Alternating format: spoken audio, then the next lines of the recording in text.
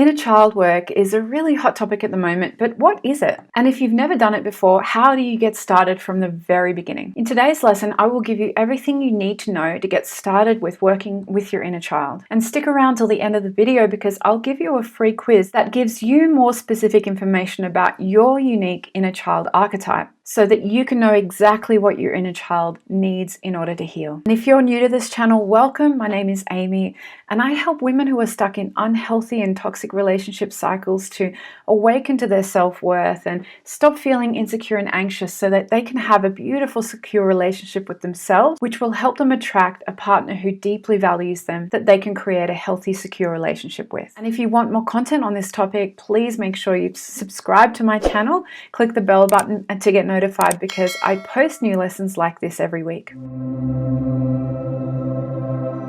Before we get started, I want to let you know that a few places have opened up on my calendar for the free one-to-one session with me for the Love by Design program. If you want to know more about how to apply for that, stick around to the end of the video. So what exactly is your inner child? Do we have a small person living within us? The answer is no. Our inner child is actually our subconscious. In fact, it's a part of our subconscious that lies in our psyche and also energy that lies in our body that remembers the earliest abandonment trauma that we had as a child. Now, our first memory of abandonment trauma is actually when we're born.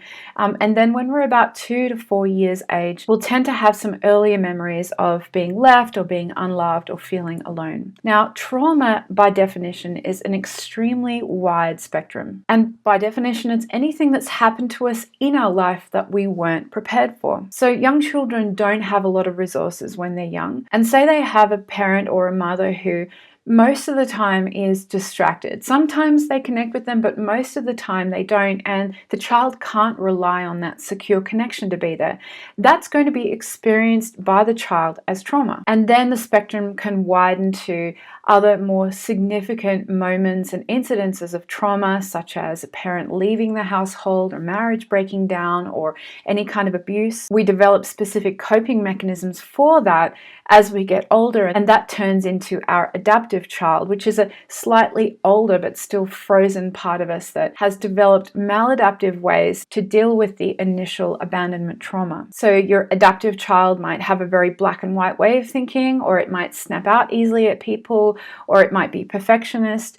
These are aspects of our personality that are actually originally coping mechanisms to help keep our inner child's wounding safe. So we want to deal with the initial wound, which lies in our body as a sort of a feeling memory. So if you don't have any specific memories of when you were that young and you were abandoned, that's absolutely normal. It's taken me years to uncover specific memories, but you will have a feeling sense of abandonment in your body, or a feeling sense of some kind of trauma that is triggered by relationships mostly. So why do we need to do inner child work? Why even do it? Like I said, that wound is going to be out of your awareness, and anything that is out of our awareness is generally in control. So you might have a pattern of sabotages or have addictions in your life or poor behavior that you know that you shouldn't have. And generally, that's a sign that there is something in your subconscious that's controlling the show when you're acting that way. So the reason we can do inner child work, and in my opinion should do it, is because we can. We now have the resources as adults to deal with the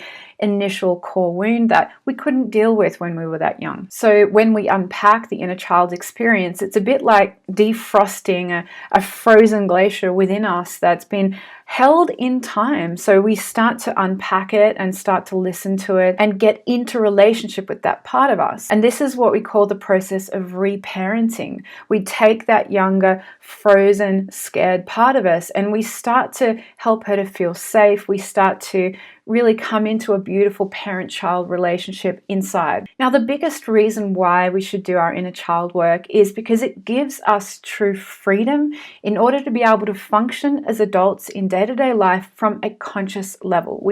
Our brain is online more frequently, and we're not being run as frequently by these subconscious parts within us. When our inner child is in control and she's got her sticky hands on the wheel. Our prefrontal cortex and the highly evolved parts of our brain are generally offline, and we're operating from the primitive functions in our brain. We're not in control. So that's why you might have that feeling of being out of control when you do have patterns of sabotages and addictions and unhealthy behaviors. Now, who should do inner child work? Does everyone need to do it? And I would say it certainly benefits everyone. It's not for everyone, but if you in your life have a habit of these patterns and behaviors that you truly want to change, like your relationships keep falling apart, or they keep ending in a certain way, or you keep choosing the wrong partners, or you seem to constantly attract the wrong partners, or maybe in your work life you can't seem to find a job that you really love, or you can't seem to get that promotion. And with money as well, you can't seem to earn more than a certain amount every year. These are all patterns that there is a subconscious part of you that's sabotaging your success in love, in career, in money. Now, more specific patterns in relationships that can be unhinged and healed through inner child work is if you tend to rush into relationships too quickly, attract emotionally unavailable people, or you really struggle with that insecure attachment and anxiety that seems to completely overwhelm you and stop you from having a healthy relationship. Inner child work is essential for your healing. It is going to be the most significant way for you to move forward. So let me know in the comments if you have any of these patterns, if you think inner child work might benefit you. Let me know what the patterns are. I'd love to hear from you. Okay, so how do we actually get started on inner child work? We need to start with awareness. You need to start identifying what are the patterns and layers and feelings in your life that seem to be reoccurring that are causing you pain or problems. And I use this layer concept because I talk about healing as peeling layers of the onion off. At the moment, your top layer is going to be visible to you, and as you keep healing and peeling the layers off, you'll go deeper with your healing work as time goes by. But the most important thing is that the core wound, which is really kind of the core of the onion, is linked by a thread to the outer layers. So as you peel the layers off, you will be healing that wound time and time again. And as you do this healing work, you'll notice that you seem to keep healing the same patterns again and again. We don't actually have too many wounds deep in there. We're quite simple creatures, and you'll get quite familiar with your wound as you work with it and heal it. And this is not only going to be behaviors that reoccur, but it's going to be emotions and feelings that you keep feeling again and again, perhaps in relationships. You know, they keep breaking down in a certain way, or you keep feeling angry towards your ex in a certain way, or you don't ever seem to get what you want in your relationships or job or in life in general. And those feelings that keep recurring could be perhaps spontaneous bursts of sadness or really strong emotion or anger that don't seem to come from any external place, or even hormonally, if you have a period, they don't seem to be aligned with your cycle. They seem to come out of nowhere. It could be a sign that you've got something deep inside that's trying to let out and be heard. So then your second step is to listen to that layer. What is that strong feeling or emotion or energy trying to say to you? Stop and listen rather than push it down and suppress, which is no doubt what you've been doing up until now. It will be like an internal voice that's speaking to you. You might think it's your intuition, but if it's really angry or upset or sad or desperate, that is a part of you that is trying to speak up. Gently lean into that feeling or that energy and start coming into relationship with it. Now, it might be scary at first because what it's saying is shocking to you, or it makes you feel even worse, which is why it's really important to do this with the next step, which is creating safety within your body to start coming into relationship with your inner child. So safety is created by self-soothing practices that might be meditations or affirmations or any kind of breath work or breathing practices, or yoga is fantastic, and anything in general that will lower your cortisol in your body and your anxiety, like warm baths, massages. You could even give yourself a massage like an Abhyanga if you follow Ayurveda, but really ease your inner child into understanding that it's now safe for it to express and to be heard. And if strong emotions come up, let them come up and out without attaching to them, without creating meaning to them, without judging yourself for it and having that inner critic speak up. Just simply let the emotions come out that you have previously been holding in. And it can be great to do this with a safe person in therapy or with a trusted friend who can hold you through that process of really fully letting out and processing those emotions. Once you've established safety in your body and you've started to have that awareness and started to listen to them, it's important to now introduce discipline into your daily life. Discipline comes from the part of us that is the inner parent. We're reparenting the wound that